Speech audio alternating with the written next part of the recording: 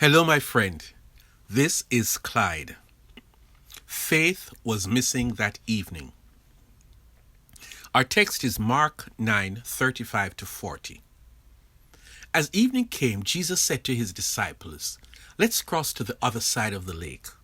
So they took Jesus in the boat and started out, leaving the crowds behind, although other boats followed. But soon a fierce storm came up. High waves were breaking into the boat, and it began to fill with water. Jesus was sleeping at the back of the boat with his head on a cushion. The disciples woke him up, shouting, "Teacher, don't you care that we're going to drown?"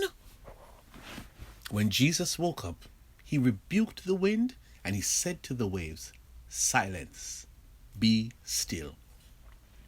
Suddenly the wind stopped, and there was a great calm. Then he asked them, "Why are you afraid? Do you still have no faith?" I know that I'm the only one watching the Olympics. Of course not. After a while, you forget that there is no live audience at this year's Olympics because the excitement with the athletes are so great. Did you see the surfboard that broke recently when they were having the surf competition? Then there have been protests, the ubiquitous COVID specter, upsets, tears, storms, and, a few gold medals. It is simply exciting, and we get to see the thrill and the spills. How can you not notice the tears that come with defeat and elimination? But my friends, we love the Olympics, and we can't wait for the Tokyo Olympics to be over so that we can start planning for the next Olympics. Well, let us get back to the text. When I was a child, our local church choir had a song in their repertoire that never grew old. The song talks about the winds and the waves obeying Jesus, and then there is the famous rhythmic line, "Peace be still, peace be still." Of course, the choir was even greater because my mother sang from the front line, and that was one of her favorite songs. It's been many years since then, and I still love this song. And I love this text. For today, let us look at the text from a fresh perspective. It is an exciting story. Jesus and his 12 friends were on a boat late one evening on the Sea of Galilee when a powerful storm came. They woke him up from his sleep down under, and he got up and he ordered the wind and the waves to stop misbehaving. It was a clear order. The winds and the waves were not given 1 minute more. In true Jesus' fashion, he spoke to the elements to be still, and sure enough, the bad and boisterous winds and waves stopped and returned to normal. That is the story that most of us know. But there is something in the story that is critical and is very often overlooked. Jesus asked them afterwards, "Why are you afraid?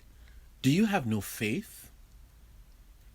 You see, Jesus was sleeping when the storm appeared on the vast lake, and the disciples, they know of his miraculous side. Jesus did not disappoint.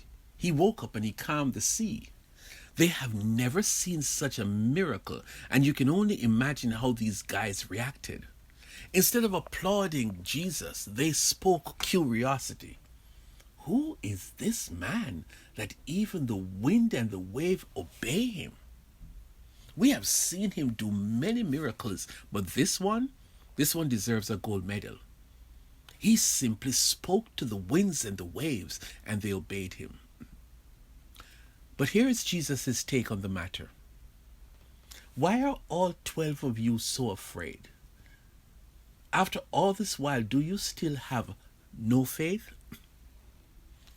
Afraid. Faith. Jesus is addressing something.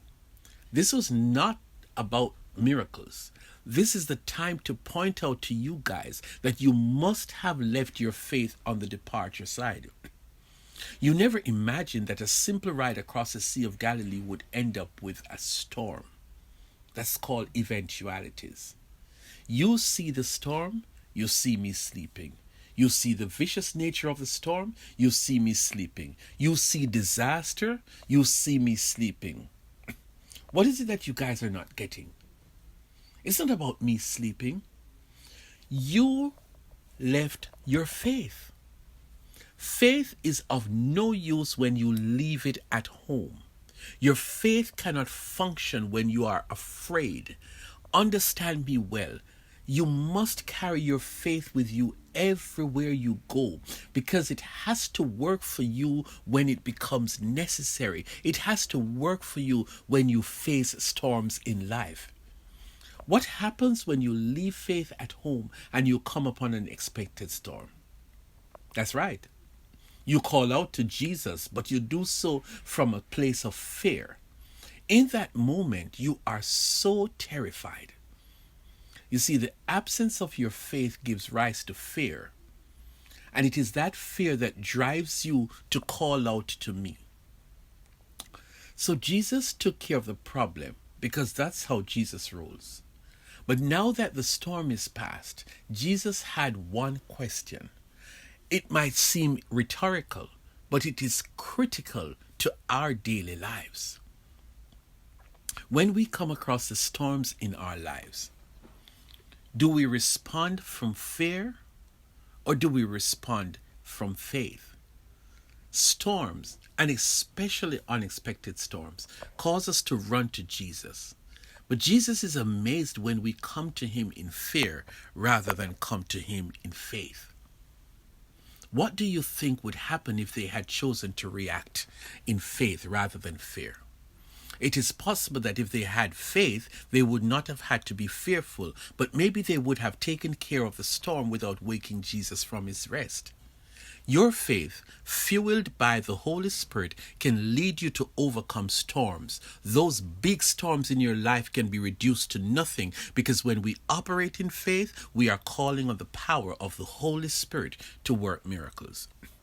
So although Jesus rose up and quieted the storm, he wants to know that we are learning to draw on our faith in the storms of life. From now on, let us not leave home without faith. It is the key to quieting the storms in our lives.